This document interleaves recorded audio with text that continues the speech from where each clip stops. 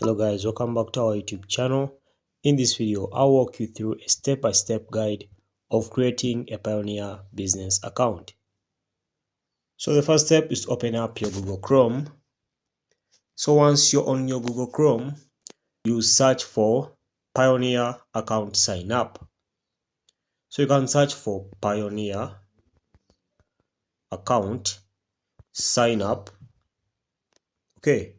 So once you search for that, you wait and scroll down. And then once you scroll down over here, come and tap on this which says create a new account. So once you tap on create a new account, you then wait for it to load. So at this point, you have to input your information. And point note is that if you want to create a personal account, then you have to put in your information here. But for our case, we are creating a business account. So for the business account, you have to register over here. As you can see here, it says grow your online business with Payoneer Global Payment Solution. So you tap on register down there. And then once you tap on register, another page will load up.